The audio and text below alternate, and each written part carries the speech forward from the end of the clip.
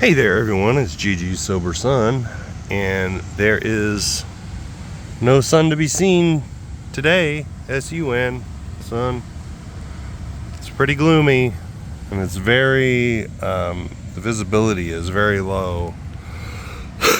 But it is 72 degrees. Don't know what that is in centigrade, but it's quite nice. I'm in shorts, and it's lovely. Anyway, February 24th, the 24 hours a day book reading, AA Thought for the Day. When we came to our first AA meeting, we looked up at the wall at the end of the room and saw the sign, "But for the grace of God." We knew right then and there that we would have to call on the grace of God in order to get sober and get over our soul sickness. We heard speakers tell how they had come to depend on a power greater than themselves. That made sense to us, and we made up our minds to try it.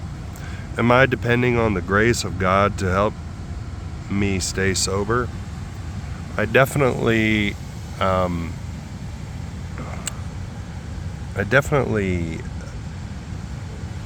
wasn't looking for God when I came to AA. I really just wanted to stop the insanity and the constant disappointments that was happening in my world at that time.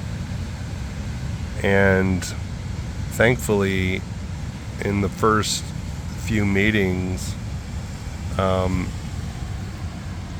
didn't hear God mentioned. I don't know why. I'm sure it was. I remember them praying. But I had gone to enough meetings, I guess, by the time the topic of God came up, that I had formed a kinship with the people in those meetings. And so I thought, okay, as much as I kind of bristle at the mention of the name God, the word God, I like these people, and this is what they do, so I'm going to hear them out, you know? And I don't even know if I understood the grace of God. I just understood, the way I understood it at that time was that it was just plugging into a power source that was going to help me stay sober, and a source of serenity that I so desperately needed at the time. The grace, yes, I still could kind of hold my head up. They say no matter how far down the scale you have gone, you'll see how your experience can benefit others. I still had a lot of yets, and maybe that's why I didn't really dive in so hard, I didn't really have the gift of desperation, but I saw a connection, and I knew that I didn't have to go any further down the scale. I think that's where it was. It's later on when I struggled with other things, emotional things and bad habits and character defects, that I began to understand more about the grace of God. So, meditation for the day. Share your love, your joy, your happiness, your time, your food, your money gladly with all. Give out all the love you can with a glad, free heart and hand. Do all you can for others, and back will come countless stores of blessings. Sharing draws others to you. Take all who come as sent by God and give them a royal welcome. You may never see the results of your sharing. Today, they may not need you, but tomorrow may bring results from the sharing you did today. Well, I'll tell you what, one of the most spiritual experiences I ever had when, I think it was the summer of '99, Sharon and the kids were out. I hopped them over to military space available flight over to England, and they spent the summer with Sharon's twin sister.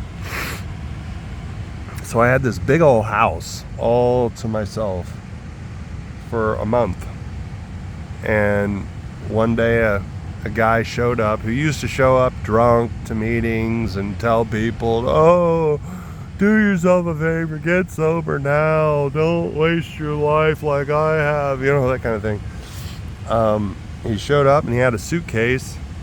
He just got out of rehab and he needed a ride home. So I figured, oh, what the heck, I'm not doing anything. And I kind of liked the guy, he was likable. And he seemed sincere. He had a look on his face that I'd never seen before. And so I gave him a ride home, and we sat out in front of his townhouse. It was about half an hour drive away. And he was just like hyperventilating, almost having a panic attack. I was like, are you all right, man? He's like, yeah, no, I'm not looking forward to this at all. So I was like, well, I'll tell you what, man, once you come, you're welcome to stay at mine for a couple of days until you get your bearings. And then, we go for there. And that weekend was probably one of the most spiritual weekends I had experienced up until that point, except for the weekend I spent when God told me I was going to have a son. But that's, it just, we talked recovery, and he shared some stuff from his life experience, and I helped him, drove him around a little bit to talk to family and arrange for a place to stay and everything. But, we just hung out. It was awesome. And so I've experienced that giving away part without expectation for anything in return, and it was wonderful.